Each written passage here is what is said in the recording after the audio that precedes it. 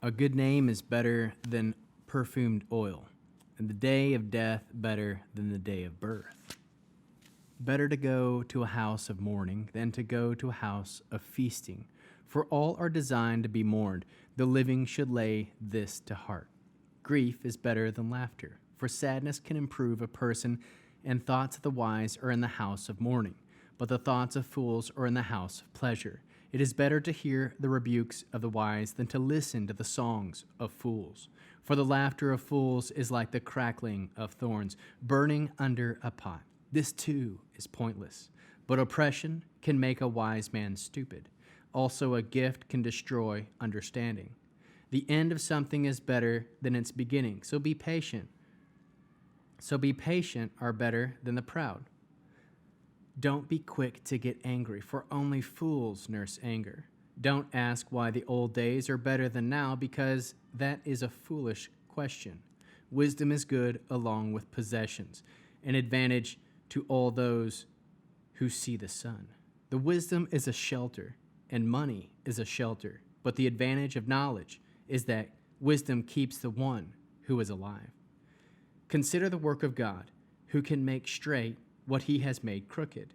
When things are going well, enjoy yourself. But when things are going badly, consider that God made the one alongside the other, so that people would learn nothing of their futures. In my pointless life, I've seen everything, from the righteous person perishing in his uprightness to the wicked who is living a long life and keeps on doing wrong. So don't be overly righteous or overly wise. Why should you disappoint yourself?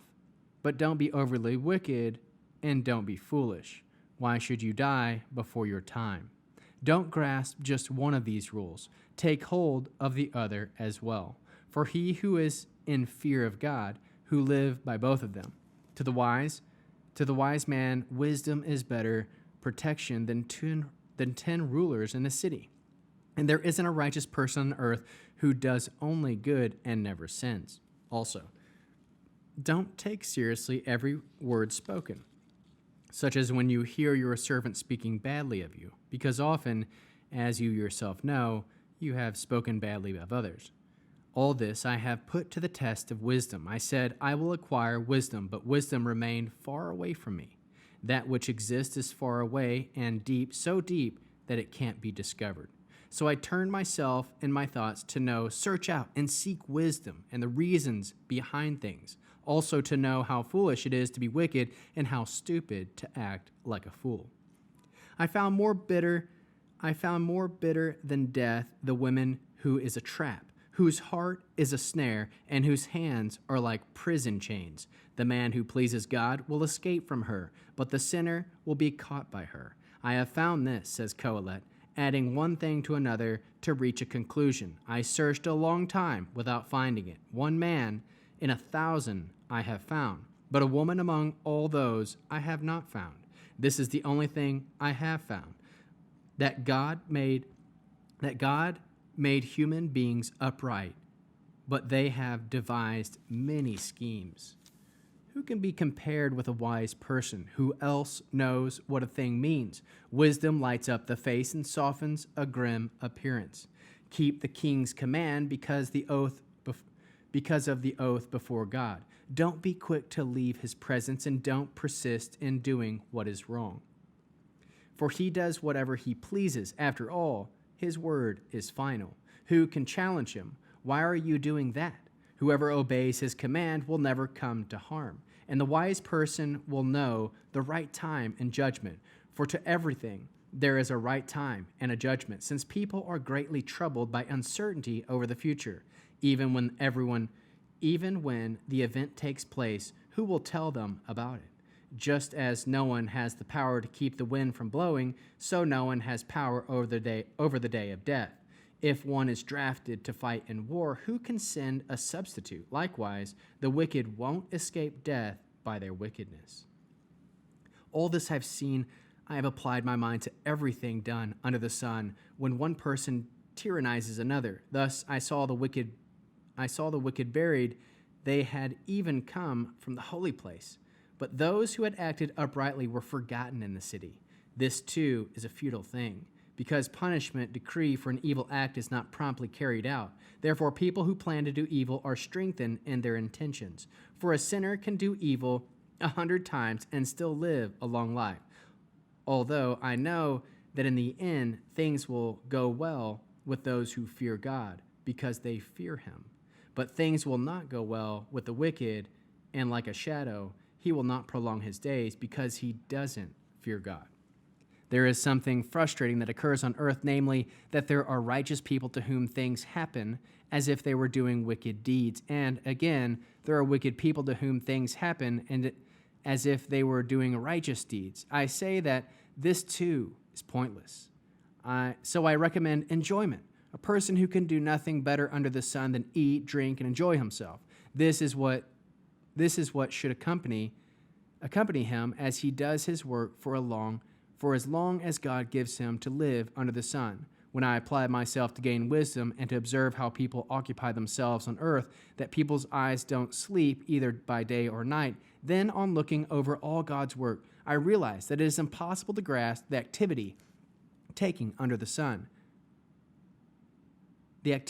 place under the sun, because even if a person works hard at searching it out, he won't grasp it. And even if a wise person thinks he knows it, he still won't be able to grasp it.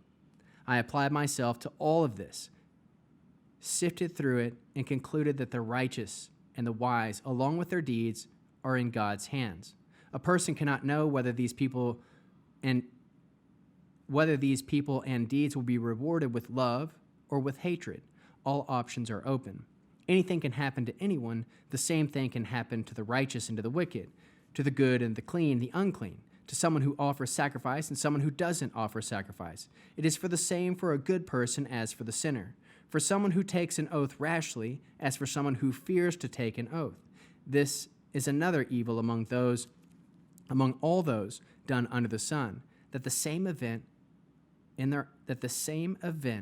can occur to anyone. Truly, the human mind is full of evil, and as long as people live, folly is in their hearts, after which they go to be with the dead. For as long as a person is linked with the living, there is hope. Better to be a living dog than a dead lion. For the living know that they will die, but the dead know nothing. There is no longer any reward for them, because all memory of them is lost. What they loved, what they hated, what they envied, all disappeared, long gone, and they no longer have a share of anything done under the sun. So go, eat your bread with joy, and drink your wine with a happy heart, for God has already accepted your deeds. Let your clothing always be white, and never fail to perfume your head. Enjoy life with your wife. Enjoy with the wife you have loved throughout your meaningless life that he has given you under the sun, all the days of your fertility, for that is your allotted portion in life, and in your labor that you work under the sun. Whatever task comes your way to do, do it with all your strength, because in Sheol, where you will go, there is neither working nor planning, neither knowledge nor wisdom. Yet another thing I observed under the sun is that races aren't won by the swift or battles by the strong, and the food doesn't go to the wise or wealth to the intelligent or favor to the experts. Rather, time and chances rule them all. For people don't know when their time will come, any more than the fish taken in the fatal net or birds caught in a snare. Similarly, people are snared at an unfortunate time when suddenly it falls on them. Here is something else I have seen as wisdom under the sun, and it seemed important to me. There was a small town with few people in it, and a great king came to attack it. He surrounded it and built massive siege works against it. Now there was found in it a man who was poor but wise, and by his wisdom he saved the city. Yet afterwards nobody remembered the poor man. So although I say that wisdom is better than strength, nevertheless the poor man's wisdom is despised. Nobody pays attention to what he says. A wise man speaking quietly is more worth heeding than the shouts of a ruler commanding fools. Wisdom is better than weapons of war, but a person who makes a mistake can destroy much good. Just as dead flies make perfume oil stink, so a little folly outweighs wisdom and honor. A wise man's heart leads him rightly, but a fool's heart leads him astray. And when a fool travels, he has no good sense, thus showing everyone he is a fool. If a ruler gets angry at you, stay at your post, because calmness soothes great offenses. Another evil I have seen under the sun, the kind of mistake rulers make, is that fools are promoted to high positions, while the rich occupy humble places. I have seen servants riding horses, while princes walk on foot like slaves. He who digs a pit may fall into it. He who breaks through a wall may be bitten by a snake. He who queries stones may get hurt by them. He who chops wood puts himself in danger. If the hatchet's iron blade is blunt and its user doesn't sharpen it, he will have to exert more effort, but the expert has the advantage of his skill. If a snake bites before it is charmed, the snake charmer has no advantage. The words spoken by the wise bring them favor, but the lips of the fool swallow him up. What he says starts with foolishness and ends with wicked madness. A fool keeps talking and talking, yet no one knows what the future will bring. Can anyone tell a person what will happen after he's gone? The efforts of a fool wear him out. He doesn't even know what way to turn. He doesn't even know the way to town. Woe to you, land, when your king is a child and your leaders start their parties in the morning. Happy are you, land, when your king is well born and your princes eat at the proper time, in order to stay strong, not to get drunk. When the owner is lazy, the roof sags. When the hands are idle, the house leaks. Parties are made for having a good time. Wine adds cheer to life. And money has an answer for everything. Don't insult the king, not even in your thoughts. And don't insult the wealthy, not even in your bedroom. For a bird in the air might carry the news. A creature with wings might repeat what you said. Send your resources out over the seas. Eventually, you will reap a return. Divide your merchandise into 7 or 8 shares, since you don't know what disasters may come on the earth. If the clouds are full of rain, they empty themselves on the earth. Whether a tree falls toward the north or the south, the place where the tree falls is where it stays. He who keeps watching the wind will never sow. He who keeps looking at the clouds will never reap. Just as you don't know the way of the wind or how bones grow in a pregnant woman's womb, so you don't know the work of God, the maker of everything. In the morning, sow your seed and don't slack off until evening, for you don't know which sowing will succeed, this or that, or if both will do well. When the light will be sweet, and it will be a pleasure to see the sun. For if a person lives many years, let him take joy in them all, yet remembering that there will be many days of darkness that all will come to futile. Young person, if you spend your youth only having fun, if you use your early years just to entertain yourself, if you follow your heart as you live your life, and let your eyes be your guide, understand that for all these things God will bring you to judgment. Therefore, remove anger from your heart and keep from harming your body, for neither adolescence nor youth has any lasting value.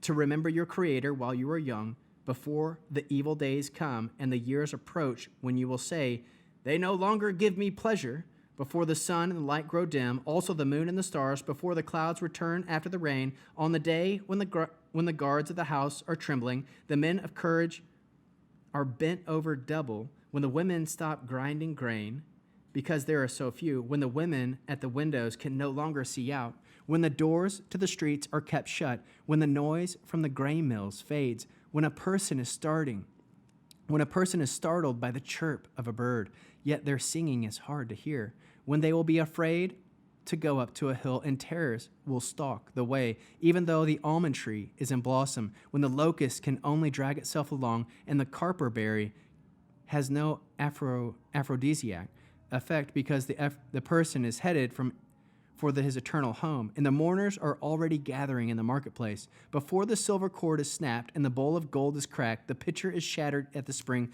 the pulley is broken at the cistern, the dust returns to earth, and the spirit returns to God who gave it. Pointless, meaningless, says Kohelet.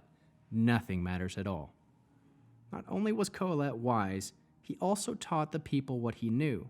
Also, he weighed, researched, and corrected many ethical sayings. Kohelet worked to develop an attractive writing style in which he expressed the truth straightforwardly.